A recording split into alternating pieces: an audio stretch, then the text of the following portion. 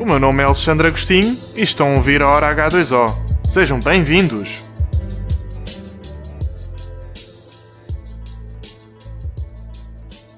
Olá a todos, bem-vindos a mais um episódio do podcast Hora H2O. Hoje temos como convidado um médico especializado em medicina desportiva, o Dr. Miguel Costa, e que para além de médico também o considero como grande amigo. E é uma grande honra tê-lo aqui para podermos falar um pouco sobre os vários problemas que os nadadores têm na sua preparação física e na sua carreira desportiva. Muito bem-vindo, Dr. Miguel. Boa noite, olá a todos. Obrigado, Alex, pelas honrosas palavras. Retribuo da mesma forma. Espero tornar este momento agradável para todos e com algumas ideias interessantes para os jovens nadadores e até já profissionais. Portanto, vamos a isso. Eu que tive a felicidade de poder trabalhar com o Dr. Miguel e o Dr. Miguel que tem uma empresa de medicina desportiva em que dá apoio a muitos atletas aqui no Algarve, sobretudo no Algarve, e aprendi muito com ele e gostava de saber como é que surgiu este conceito da GFI Sports Medicine, que é a empresa do Dr. Miguel, no Algarve. Este conceito surgiu em conjunto com o meu colega e amigo, o Dr. Rui Salles Marques, mas o conceito da empresa era sobretudo conseguirmos dar uma resposta holística. Muitas vezes se fala em respostas holísticas aos problemas que os atletas nos trazem, mas nós de facto queríamos cumprir essa designação do holístico. Portanto, nós enquanto médicos de medicina desportiva e também de reabilitação, desenvolvemos um bocadinho a nossa expertise em tratamento de determinadas lesões.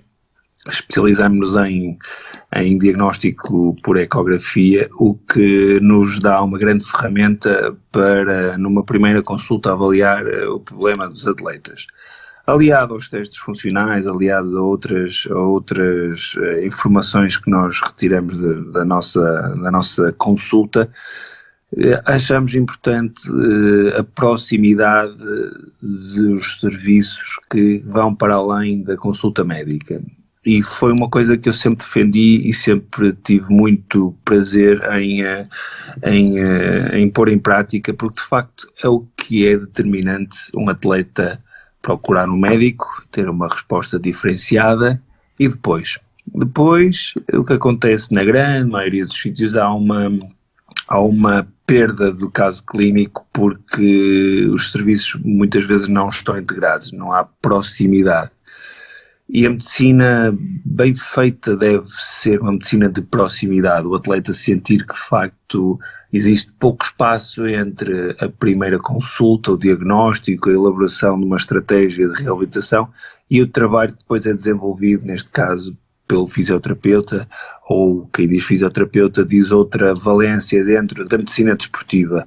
E portanto o GFI não é mais do que isso, é tentar dar uma resposta exaustiva aos problemas que nos surgem, estar rodeado das melhores pessoas, dos melhores terapeutas, dos melhores médicos de outras especialidades, dos melhores nutricionistas, dos melhores preparadores físicos e de facto uma rede de contacto direta e com uma resposta rápida permite-nos muitas vezes reduzir o tempo em que o atleta está ausente da competição e ausente dos treinos, e também vem um bocadinho pela experiência que o Alex provavelmente iria tocar nesse ponto, mas eu, Alex, Rui e os outros membros da nossa equipa já tiveram por dentro do desporto de alta competição e sabem bem o que é uma boa e uma má resposta.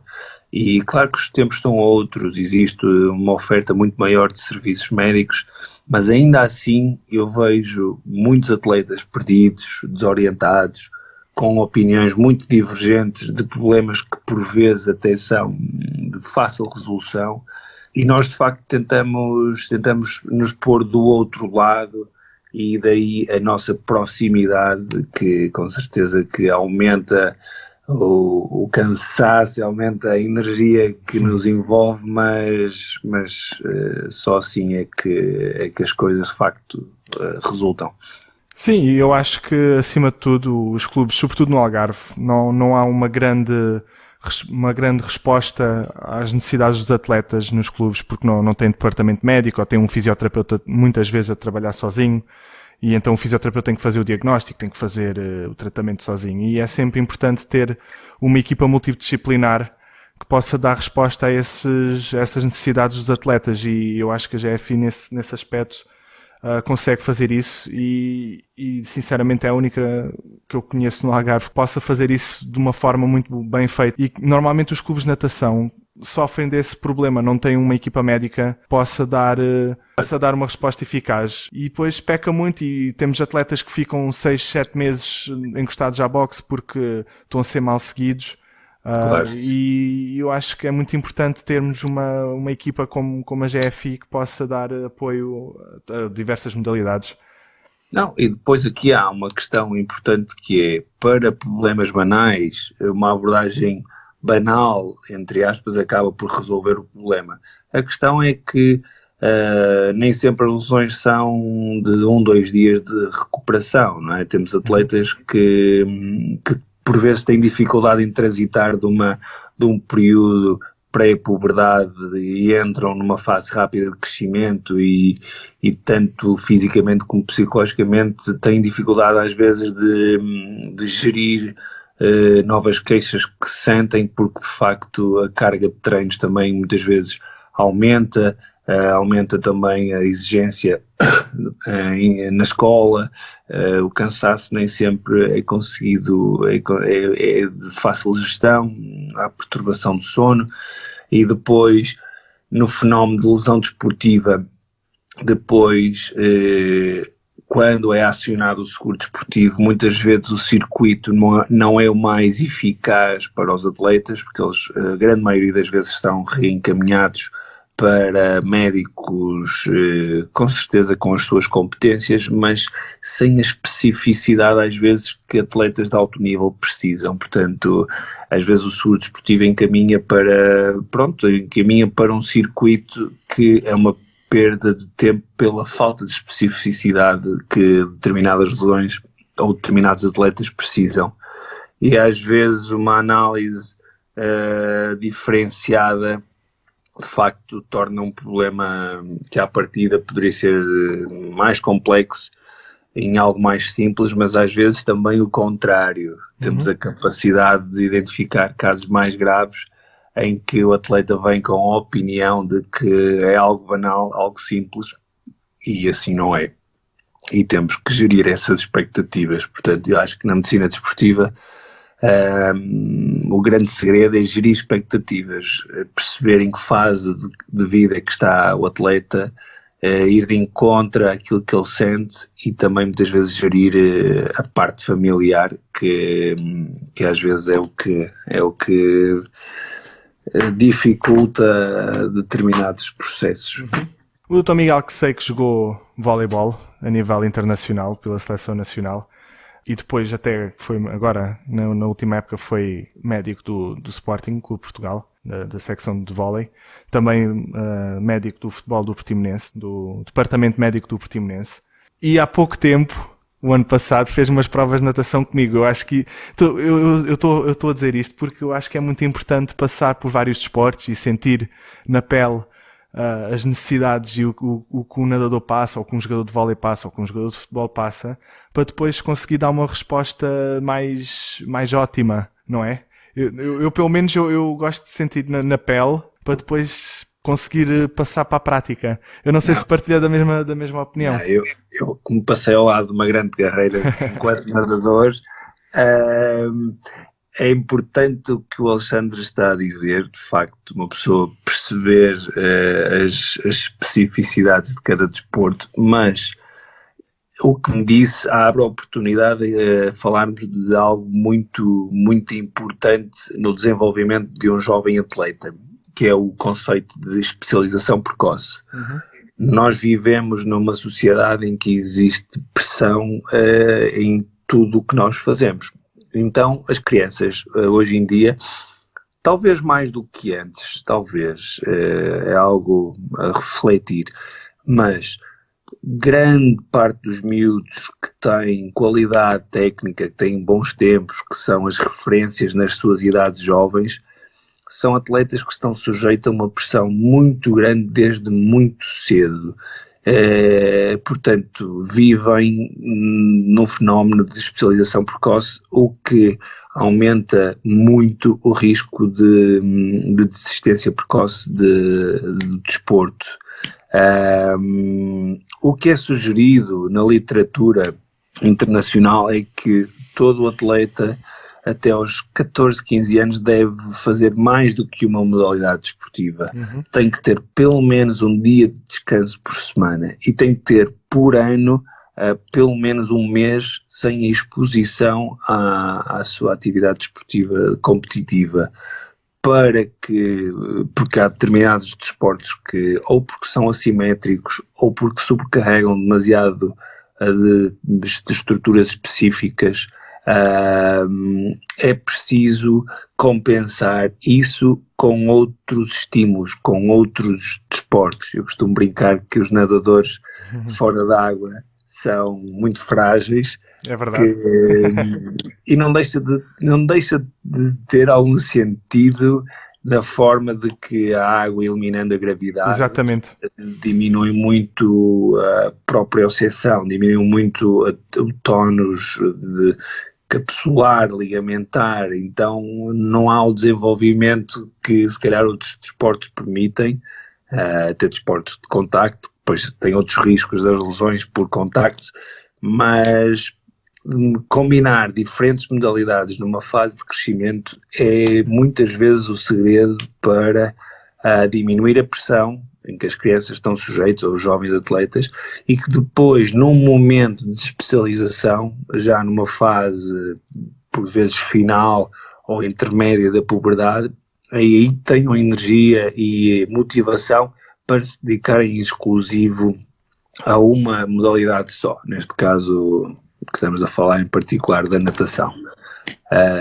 E de facto é difícil muitas vezes gerir essas expectativas familiares, explicar, olha, o seu filho talvez esteja exposto a uma pressão demasiado que alta, não é saudável para a idade em que está. Dou um exemplo muito simples. No outro dia vi uma menina de 8 anos, que é a irmã mais velha, depois existe isso, esta questão dos irmãos mais novos, exato. Querem imitar os mais velhos, vão aos treinos, fazem 2 treinos por dia. Uma menina de karaté com 8 anos, em que me apareceu com um desconforto no joelho, já com muitas opiniões, já com muitos exames, em que a menina não tinha mais do que uma tensão numa estrutura que temos no joelho, ou que se insere no joelho, que é a banda iliotibial, porque a posição de combate era de semi-agachamento. Então a menina com 8 anos fazia quase 10 treinos por semana, porque fazia os dela e os da irmã, e começou-lhe a doer o joelhito. Portanto, foi preciso olhar para fora da questão principal para os pais, que era a dor no joelho, e contextualizar que de facto aos 8 anos a criança tem que fazer muito mais para além dos movimentos do karaté. Específicos, sobretudo específicos, não é? Exatamente. Sim, eu acho que, sobretudo, por exemplo, nos Estados Unidos, que é o grande exemplo que temos de uma superpotência a nível do desporto, eles até o high school, até aos 18 anos, eles normalmente fazem imensos esportes, fazem o atletismo, fazem o futebol americano, jogam beisebol, jogam basquete, e só depois é que a nível profissional de ir para, pronto, não profissional, porque na universidade não se pode ser profissional, mas no momento de ir para a universidade é que fazem a escolha de um grande desporto para se dedicarem. E mesmo na universidade há atletas do futebol americano, por exemplo, que fazem futebol americano mais atletismo, os sprints, que é muito semelhante, mas eu acho que eles fazem isso muito bem. Há uma grande diversidade nos desportos que fazem. Isso depois traduz-se numa melhor, sobretudo percepção corporal, por exemplo, que é muito importante que os atletas tenham. A memória muscular. Sem dúvida. Exato. E eu acho que isso é muito importante e em Portugal não se vê muito. Eu, por exemplo, tive a felicidade de fazer 3 desportos. Fiz judo, fiz futebol e fiz natação. e só, eu penso que aos 13 ou 14 anos é que decidi dedicar-me completamente à natação, mas eu acho que isso ajudou muito, por exemplo. E é muito importante o Dr. Miguel ter falado disso, porque as pessoas têm, e sobretudo os pais, têm que perceber que a especialização precoce é um grande, grande problema para a evolução depois no futuro no atleta. E que por vezes são marcas, não é? Não só físicas, mas de facto as crianças atingem por vezes o seu limite de energético, com perturbações hormonais, com distúrbios psicológicos, e que por vezes fazem quadros graves, depressivos, anorexia, mau rendimento escolar, e muitas vezes por vontade mais da família do que o próprio atleta. O problema é que depois é uma bola de neve, não é? Claro. Uma coisa começa a correr mal, depois a outra começa a correr mal, e é uma onda de negativismo muito grande. E é muito complicado depois dar a volta por cima. E há casos interessantes. Há um exemplo muito giro do melhor golfista do país neste momento, que é o Ricardo Meli Gouveia. Tem uma história no seu percurso no golfe, antes de chegar a este nível que está neste momento, interessantíssimo, que ele tem um período de desistência. Ele desistiu, não sei exatamente com que idade, mas não se sentia mais motivado, não tinha se calhar os resultados que pretendia, decidiu abandonar, fazer outras coisas, e de facto quando voltou com a força toda, voltou com uma capacidade diferente de gerir algumas frustrações, com mais resiliência, com mais capacidade de treino, com mais maturidade competitiva, e está onde está. E os grandes adversários dele, numa idade mais jovem, não conseguiram manter o nível competitivo, porque de facto atingiram um nível muito alto, muito cedo, e depois é difícil de facto dar continuidade, ou por vezes transitar para um segmento profissional. Uma coisa é nós sermos amadores, termos a proteção de determinadas entidades, e passando a profissional estamos por nós próprios. E na natação por vezes acredito que possa acontecer um bocadinho isso, a profissionalização do desporto por vezes também é um marco determinante para que alguns fiquem pelo caminho. Exato. Falando aqui mais especificamente da natação, e queria que falasse um pouco dos mecanismos de lesão na natação, que muita gente ouve falar do overuse, por exemplo, do ombro. Um atleta de natação que normalmente faz 30 mil rotações de ombro por mês, não por semana, peço desculpa, o que dá mais ou menos 1,5 milhão de rotações por ano. É muita rotação de ombro, e isso depois causa alguns problemas de ombro, que é uma das lesões mais comuns na natação. Fala-se muito do shoulder impingement também. Queria que o Dr. Miguel explicasse um pouco aos nossos ouvintes quais é que são as principais razões, e quais é que são, por exemplo, a maior prevalência de lesões nas várias técnicas, pela sua experiência que tem tido com alguns atletas de natação, que eu sei que tem. Eu acho que é importante os nossos ouvintes perceberem um pouco esses mecanismos. Eu acho que é importante, de facto, perceber aqui alguns aspectos específicos da natação. É natural e é fácil de perceber que o ombro é a articulação ou é a estrutura anatómica com mais problemas ou com uma maior prevalência entre nadadores. É claro que em diferentes modalidades há determinadas lesões específicas, é um facto. E mesmo dentro de cada especialidade ou dentro de cada... existem lesões em diferentes fases do atleta, não é? Portanto, as crianças ali nos 10, 11, 12 anos, como ainda têm uma estrutura muito pouco maturada em termos ósseos e musculares, dificilmente fazem lesões importantes. Mas temos aqui uma fase importante de transição, de crescimento, e quando as meninas habitualmente atingem a sua maturidade hormonal, atingem a sua estrutura musculoesquelética adulta mais cedo que os rapazes. Muitas vezes coincidem numa fase de transição competitiva, em que, ok, as meninas têm mais índices de força, têm mais capacidade de treino, treinam mais, estão mais sujeitas a stress mecânico. E o que acontece é que aos 10, 11, 12 anitos as crianças nadam por lazer, nadam com, ok, já estão num nível competitivo interessante, mas ainda é tudo muito a brincar.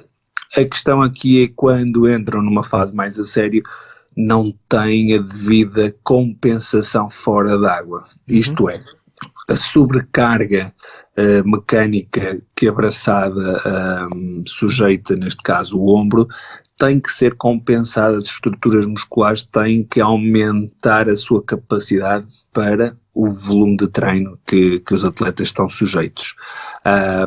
É claro que quanto melhor a técnica, e isso o Alexandre sabe o que eu não sei, pormenores técnicos na braçada também podem condicionar mais ou menos sintomas, nomeadamente a posição da entrada do braço, da mão dentro da água, a forma como é feita a remada, a forma como o cotovelo desenrola a braçada. São todas questões técnicas que um treinador tem que estar atento e que tem que tentar otimizar com o seu atleta para, de facto, com as milhares de braçadas que fazem, muitas vezes atrasar ou mesmo evitar sintomatologia.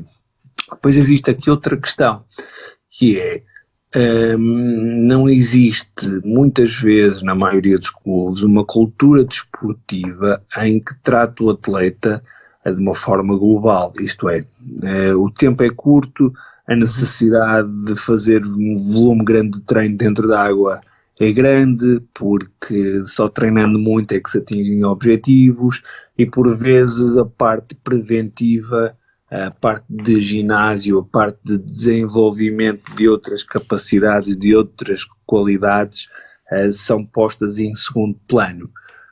Acredito que quem tenha a possibilidade de ter estágios ou ir a concentrações com a seleção nacional, em que as crianças ou os atletas estão ali num regime 24 ou 24 horas, existe a possibilidade para introduzir novos conceitos de treino físico para além do treino dentro da água. E acho que aí é que é o ponto, mais do que a lesão em si, mais do que ter um shoulder impingement, é importante perceber que as queixas surgem ou por uma técnica muito má, ou por uma sobrecarga excessiva sem a devida compensação fora d'água, ok?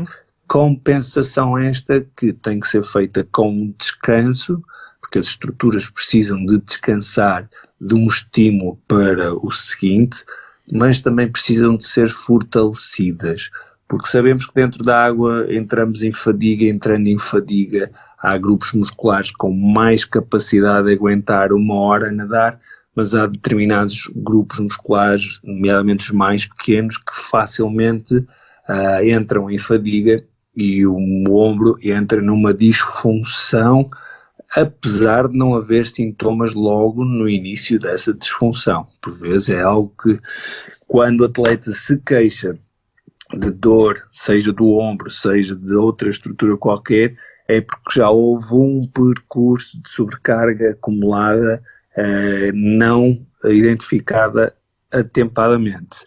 Eu costumo dizer que as lesões, sobretudo estas de sobrecarga, são um bocadinho o topo de um iceberg, não é? A pessoa vê um iceberg, vê a pontinha do iceberg e diz assim, ok, há muito mais para além disto. E a lesão desportiva, nomeadamente no nadador, no ombro, com certeza que existe toda uma história prévia que é importante perceber e é importante modificar hábitos para conseguirmos não retirar o atleta de competição, que aqui também é outra coisa interessante, que é não privar o atleta de fazer aquilo que mais gosta, e eu isso tento negociar com os atletas e perceber de facto se eles são capazes de, ok, vamos treinar menos, não vamos parar, mas vamos ter que iniciar fortalecimento regular e perceber se diminuindo parcialmente a carga, com o aumento de fortalecimento as queixas diminuem. E numa fase inicial, quando apanhamos as primeiras queixas, isso é determinante. Agora, quando já são quadros muito arrastados, ou o atleta é de longe, ou não tem possibilidade de fazer o trabalho específico, aí as coisas começam a, de facto, porque uma coisa aqui só para encerrarmos este capítulo do ombro, é importante percebermos que quando um ombro dói, não tem que haver lesão instalada. O que eu quero dizer com isto é, o ombro que dói durante muito tempo poderá levar a alterações degenerativas. Portanto, quanto mais precocemente identificamos os problemas, os sintomas desaparecem, o ombro anatomicamente e estruturalmente não sofreu nenhuma alteração, ao contrário de quando é um ombro já muito arrastado, vamos fazer uma ecografia, vamos fazer um estudo dinâmico do ombro e as alterações já são irreversíveis, com capacidade de as compensar, é um facto, mas os meninos muito novos, quando aparecem com queixas, raramente apresentam uma lesão estrutural, é uma lesão funcional, que otimizando as cadeias musculares, os músculos sob maior tensão, normalizando os teus tónus, ativando outros que estão inibidos, fazendo todo um trabalho global à volta da articulação afetada, e eu penso que rapidamente a maioria das lesões ficam resolvidas. Sim, eu era uma das coisas que eu queria falar, era sobretudo a paragem total durante uma lesão.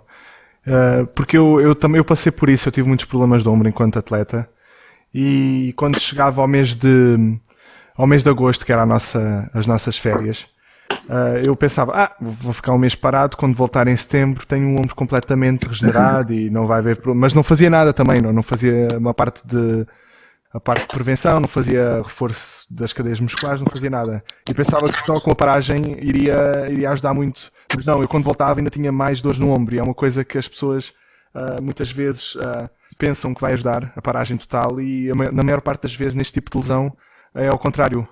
Eu Sem acho dúvida, que muitas pessoas têm essa noção. As estruturas têm uma memória de contração e de relaxamento, nomeadamente o tendão. O tendão é uma estrutura elástica. Não há dúvida que os tendões, nomeadamente os tendões, que são as estruturas possivelmente mais vezes afetadas nestes esportes de sobrecarga, noutros com impacto, a superfície articular também sofre com lesões degenerativas, mas falando na estrutura tendinosa, que requer ritmo, requer movimento, requer memória, isto é muito importante perceber se o atleta deverá ou não continuar com o estímulo de nadar, porque eu acredito que a maioria dos atletas com um ombro doloroso não sintam se tiverem a nadar de uma forma controlada, em que estejam a terem atenção à técnica. A maioria, a não ser que seja um ombro excessivamente doloroso. Mas quando é algo por sobrecarga, deve-se manter o estímulo, deve-se manter a técnica, deve-se aperfeiçoar a técnica para que o tendão não perca a sua capacidade elástica de se estender nos movimentos de contração. E às vezes os períodos de pausa prolongado, ou por recomendação médica, e depois uma transição muito brusca, ou os períodos de férias em que os atletas com certeza que têm que ter outros interesses para além da natação, mas 2, 3, 4 semanas de férias, por vezes numa lesão crónica, quando recomeçam as pré-épocas com muita intensidade, por vezes agudizam quadros que à partida pareciam já resolvidos ou já controlados previamente. Portanto, quanto mais dinâmico e quanto menos tirarmos o possível ao atleta durante o seu processo de reabilitação, eu penso que maior é a adesão ao plano terapêutico e, de facto, Os atletas mantêm níveis de motivação mesmo altos, mesmo em processo de reabilitação. Uhum. Uma das coisas que eu queria falar, e foi uma coisa que eu aprendi muito ao trabalhar consigo, foi a maneira de reabilitar lesões tendinosas, sobretudo com o trabalho excêntrico, que era uma coisa e é uma coisa que ainda não se ouve muito falar no meio da medicina desportiva, sobretudo na fisioterapia.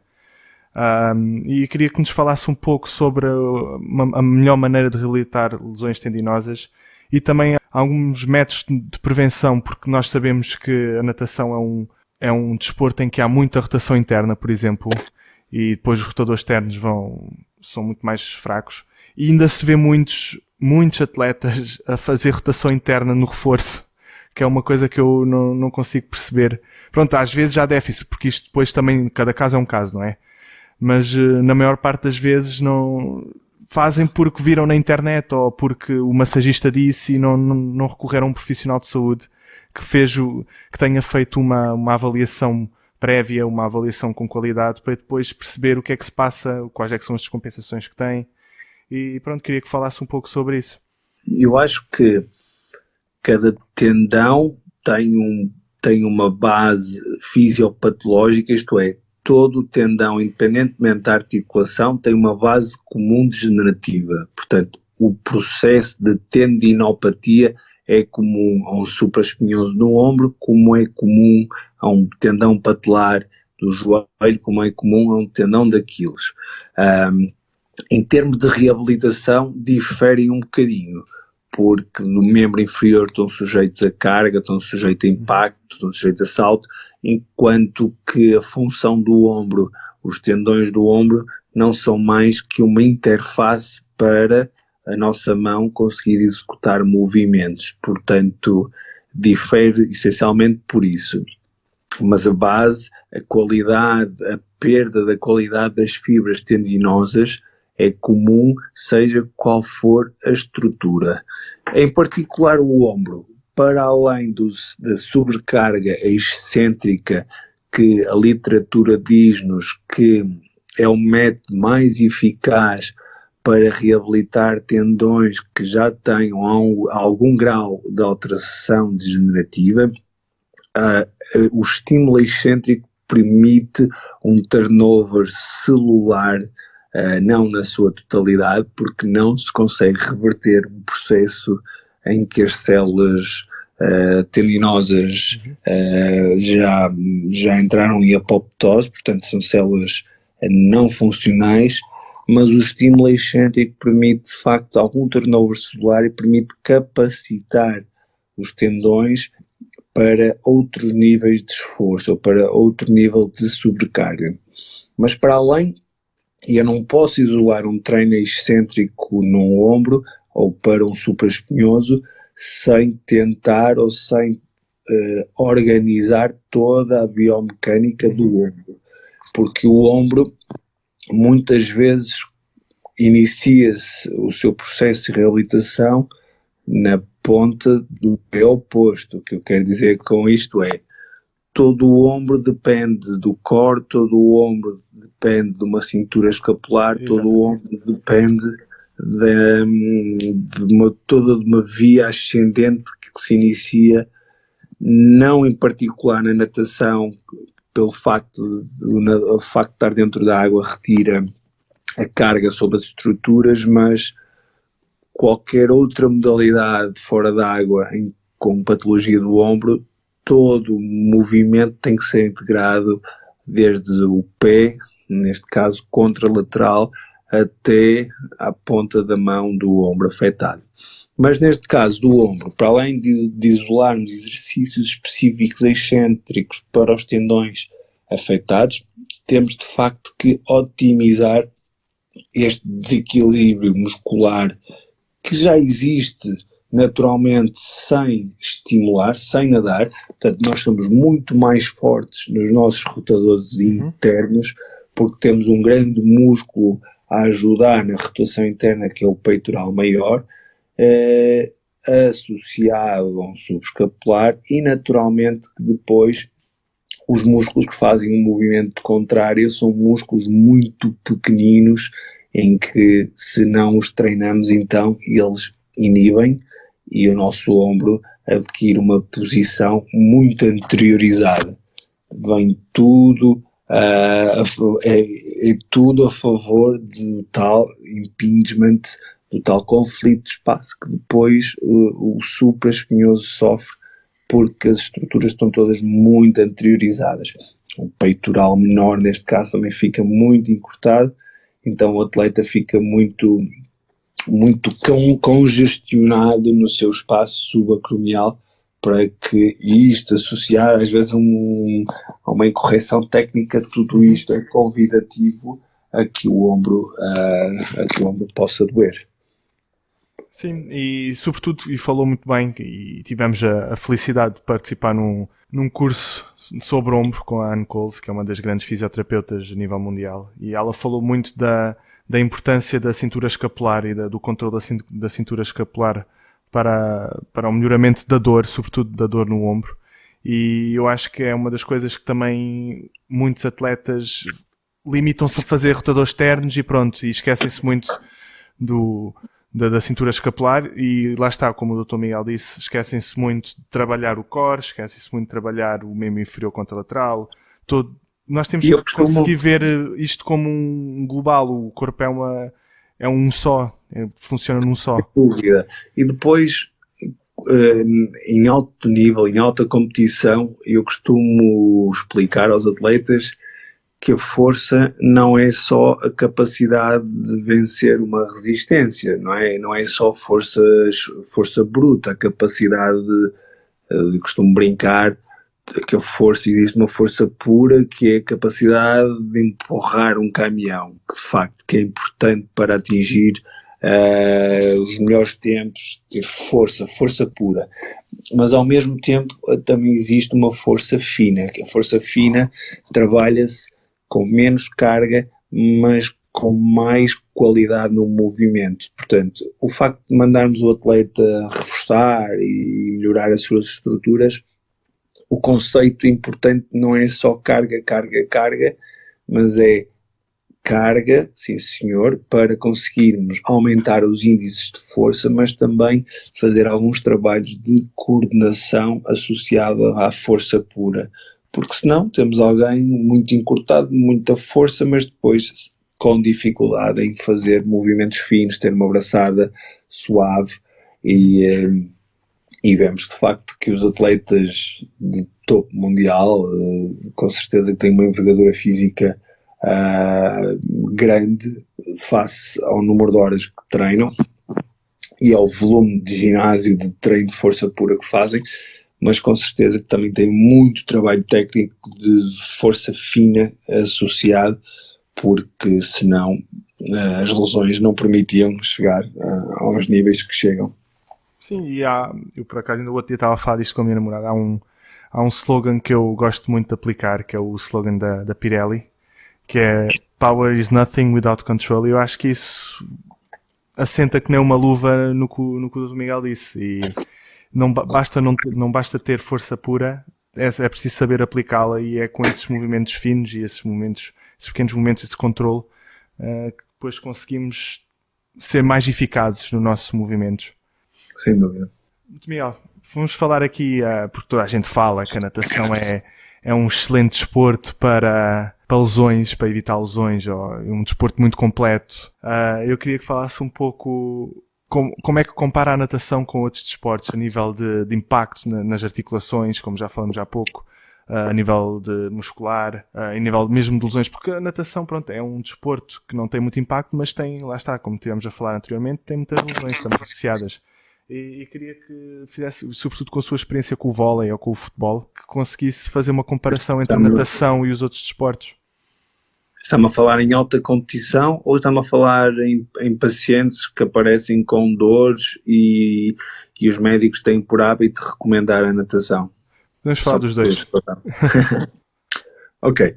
No modo geral, não há dúvida que existe uma percepção ou uma crença de que a natação é boa para tudo, isto fora da alta competição. e que eu não acho que seja bem verdade, mas os fatores psicológicos associados ao bem-estar das pessoas irem para dentro da água, de se mexerem um bocadinho, de se sentirem mais capazes de fazer alguma coisa, e tudo isso tem o seu benefício terapêutico, sem dúvida. Num pós-cirúrgico, então, o trabalho dentro da água também oferece vantagens que um trabalho de marquesa por vezes não consegue numa fase inicial.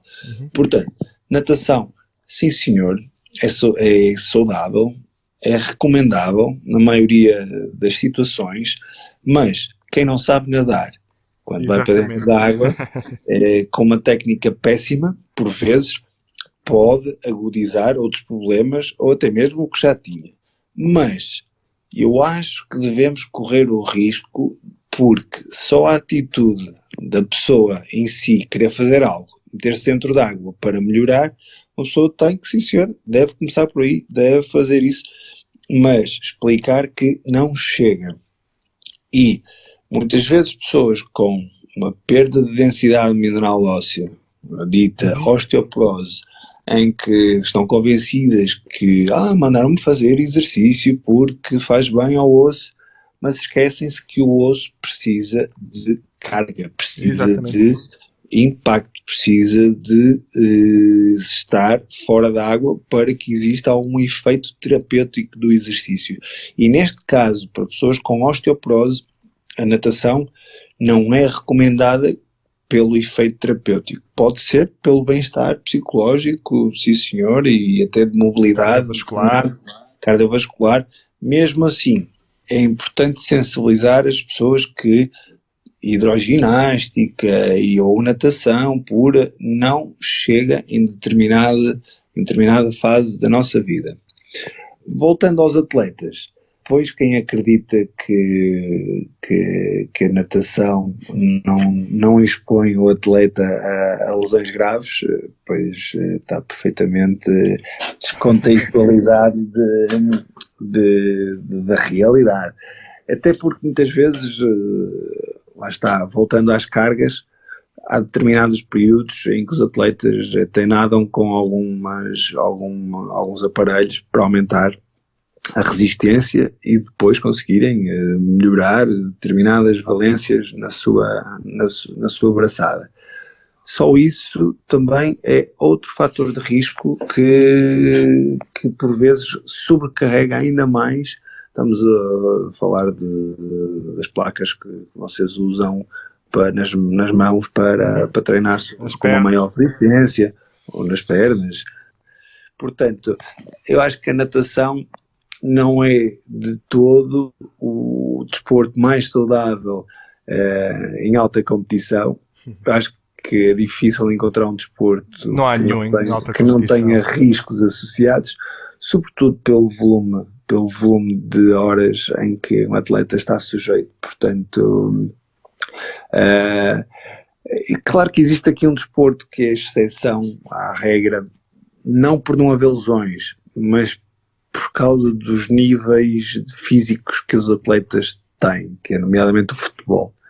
Nós, no futebol, é à parte de qualquer condicionamento físico, qualquer treino de força, qualquer conceito de treino para além da bola no pé, é algo que existe muita resistência. Portanto, o atleta de futebol tem particularidades únicas, porque ainda está muito enraizado que qualquer outro trabalho que não seja com bola ou corrida pode estragar ou pode aumentar os níveis de lesão.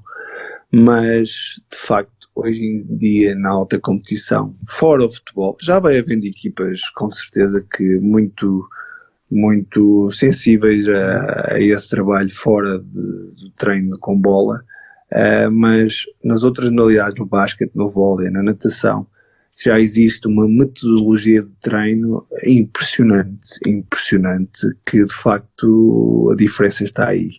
Mais do que as técnicas, mais do que às vezes fatores psicológicos, é a capacidade de ter uma estrutura que permita aplicar os melhores treinos, o melhor momento de treino específico para cada atleta, que se traduz em melhores tempos e em vitórias e em grandes feitos desportivos.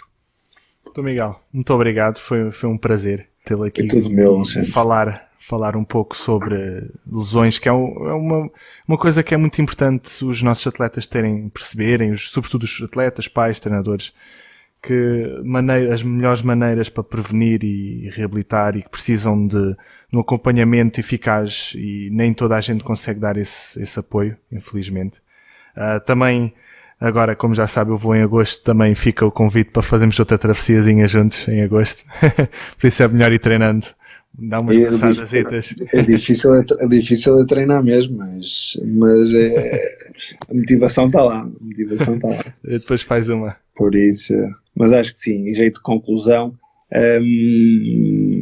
é importante, nem sempre é fácil, porque hoje em dia também já existe muita oferta, em cada esquina existe alguém que dê uma opinião sobre as lesões desportivas, e acho que diferentes profissionais de saúde integrados só conseguem produzir melhores resultados, não é? E eu, enquanto médico, trabalhando sozinho, não tenho a capacidade de resolver na totalidade os problemas que me aparecem, nem como um fisioterapeuta tenho a capacidade de sozinho fazer milagres. Isso não existe. E acho que na medicina atual, ou na medicina, quem diz medicina diz áreas médicas, áreas que envolvem a medicina desportiva, existe muito a vontade excessiva de por vezes resolver os problemas sozinhos, e acho que só por aí existe logo uma perda de qualidade na resposta que se está a dar ao atleta. E de facto é importante as pessoas estarem próximas, as pessoas trabalharem em conjunto, e os pais, neste caso pais de crianças com menos de 18 anos, né, que não possam decidir por si, têm que ter cada vez mais sensibilidade do tipo de resposta que estão a obter para os problemas dos seus filhos. Não existe trabalho de marquesa excessivo, não existe trabalho com eletroterapias excessivos, não, tem que ser tudo muito ponderado, e é importante perceber que a grande maioria das lesões em idades jovens são de fácil resolução, a maioria. A dificuldade não é resolver as questões fáceis, é estar atento para, quando as situações são mais complexas, aí acionar todos os mecanismos da rede de contactos para que exista um diagnóstico diferencial do que é que se está a passar de uma forma eficaz. Portanto, não tratar toda a gente como se fosse uma lesão simples, mas também não dificultar. Dramatizar. Exatamente, quando as coisas ainda são bastante benignas e irreversíveis. E esse é que é o ponto importante para quem ouve esta conversa, ter algum sentido crítico do que se ouve e perceber que se um miúdo aos 15 anos, em 3, 4, 5 semanas de trabalho, não tem o seu problema resolvido, calma, é importante parar, refletir onde é que estamos, o que é que tem vindo a ser feito. Se calhar vale a pena ouvir uma segunda ou terceira opinião do que estar de forma persistente a fazer o mesmo trabalho sem evolução clínica. Obrigado, Dr. Miguel. Obrigado, Alex. Grande abraço. Muito obrigado por terem ouvido a Hora H2O. Sigam-me no Twitter em Alex_Agostinho para colocarem as vossas questões, darem-me o vosso feedback e perguntas que queiram fazer aos próximos convidados. Muito obrigado e até à próxima.